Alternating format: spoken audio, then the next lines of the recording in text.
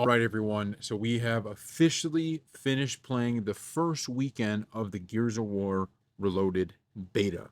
Now, this beta, I have to say, was absolutely awesome. So it started out a little bit rocky, and we did a video on it where people were having trouble getting into matches. There was a lot of issues, and you couldn't really, that Friday night, you could not get into a consistent run of games.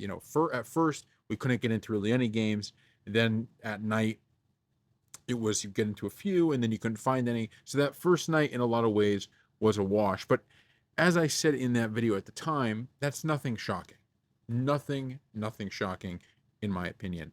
And from Saturday into Sunday, before it ended, I just have to say the beta rocked. Okay, I loved every bit of it. And I think there's a few things we have to keep in mind for this beta now that I played it for 2 days, really. The first is that this is just a small piece of what we're actually getting in the full game. You know, this is not a beta like you get with some betas where you have the full assortment of things, right? You have every game mode and every map. We only had 3 maps and we only had one game mode. And I still had a ton of fun doing that. There's a few things I wanted to say that I think were the best. The first one, I loved the matchmaking system. Now, I don't know if, like I said, I didn't play a ton of online for Gears 1. I was mostly a Gears 2 guy and a Gears 3 beta guy. But if we talk about the matchmaking overall, I don't know if this was the same in Gears 1, but I love the fact that once you got into a lobby or a game, you could sit in that lobby for game after game. And there was this one bonus I saw that was basically you staying, it looked like continuing to play in that same lobby. It would continue to give you extra XP up to 1,000, depending on how many you would play. So what that does is it incentivizes you to stay in the same lobby. And I think that's such a great thing to do for two reasons. Number one, you know, it's almost like you're having a mini clan battle against some of these guys, right? You're almost like there were matches, as you know from my content, I'm not necessarily the best Gears player in the world, right? I'm probably average or maybe a little bit above average. And there were games where I was playing against the same people for like 6 or 7 matches in a row, and they were kicking my butt every game. And then at that seventh match, we finally got a win.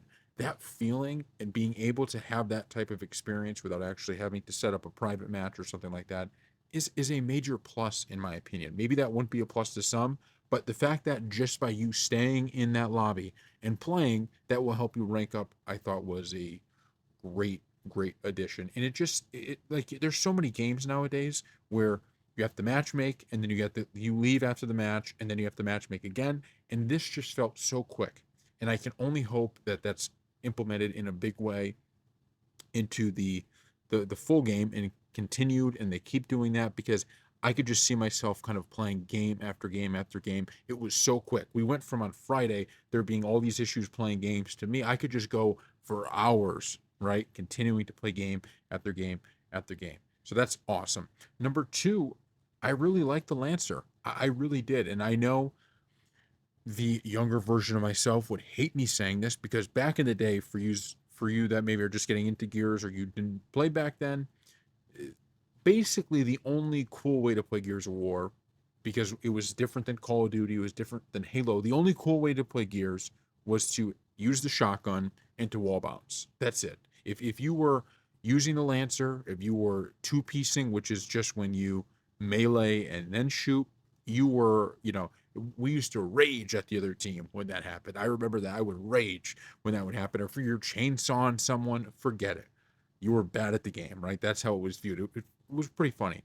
So I'm not quite that way anymore. And when I was playing this, I could not believe how powerful the Lancer actually was. It was pretty fun to use. And that gets me into my third point here, which is I actually liked, and maybe it's just because I'm older now playing Gears of War than I was back in the day, but I kept kind of because there's only 3 maps. I kept understanding a little bit more and more each game about the map and understanding, oh, maybe this is how I should play it, and understanding kind of the key choke points on each map for you to hold. Now, not all of them had those key points, like I forgot the name of it now, but the one that's really small and just has all the cars everywhere. It's not Gridlock. It's not that one. Now, There's literally there's not even any power weapons besides grenades on this map. This one, I struggled on that map a lot to find a consistent strategy, but to use like gridlock, for example, I believe that's the name of it. Gridlock, I was able to find out, okay, so that position where the long shot is, that is such an important key position because whoever has the long shot can kind of control, if you're good with it, right? They can really control key parts of the map just from right there. So that initial kind of rush to get in there, even if you can't actually get the long shot yourself, it's worth just having that area, or at least just getting the long shot, because if the other team gets the long shot, it's a lot tougher to do everything because that person is sitting there with it and can kind of control the whole map. So things like that on Gold Rush, I believe it's called, there was the torque bow, and everybody would kind of rush towards the torque bow, and I just kind of realized if you just sit on one side and wait for them to go for that torque bow, you could probably lancer them down pretty quick.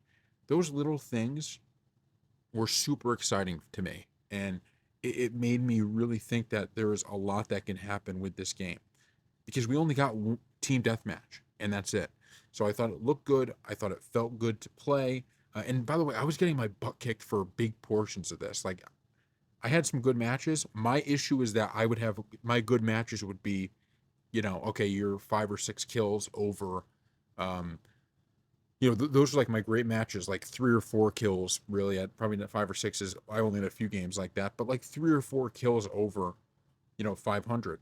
And then you'd have games where you were basically like, really down there when you played a really good team, that especially ones where they were all communicating and probably were a party together versus me just playing with randoms, you would get beat. So that kind of really hurt overall, some of my like kill death ratio, but that didn't even matter to me. I was just having a lot of fun playing it. So I think people have to properly read this beta. Okay. I think if you read this beta as, well, I didn't have as much fun as maybe I wanted to, well, that's to be expected because literally there was one game mode and 3 maps. Like this is such a small portion of the beta. It's much more about like the servers, at least for me, worked phenomenal. And I understand there was a really bad first day, but that's kind of to be expected. And the fact that they fixed it and I had no problems, the fact that I was able to rank up pretty quick, that the matchmaking felt smooth, that they really, funny enough, in my first video, I complained about,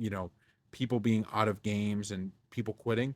This game did a great job of putting people in after others quit. So it never felt that out of place. And the cool thing is, even if you get jumped into a match that's already going on, it's not going to kick you out in matchmaking, right? You're going to be sitting there and you could play again the next time. So there's just so much here. I thought this was so good. I thought the beta was worth every second. And we get another one next week with a new game mode. So stay tuned for more content on this. I told you guys that I would probably try to do almost a video a day from here out until release. And I'm going to try to stick to that. The only thing I will say is that there was a lot here, and I felt that maybe just my live reaction to the beta wasn't going to be the best videos. What I mean by that is, I know I do a lot of the Gears of War, you just play a match, see where it goes, and I'm just talking to you guys, which I enjoy doing. But with this, I felt like, okay, there's actually a little bit, I can get a little bit deeper, like we did in this video, into things. So I don't actually want to do the 75 videos of me just talking while I'm playing. Maybe we'll do a few of those, but I really wanted to be able to play and really just kind of focus in, see what was going on.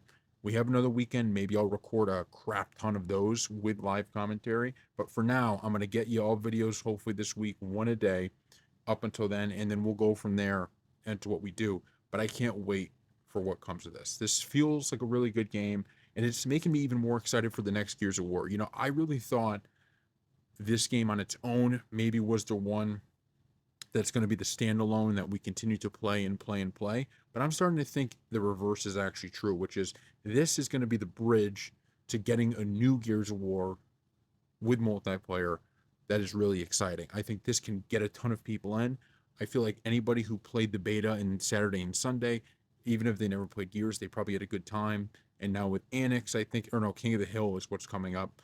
With that coming up as another game mode, should make it even better. So thank you all for watching, and we'll see you next time.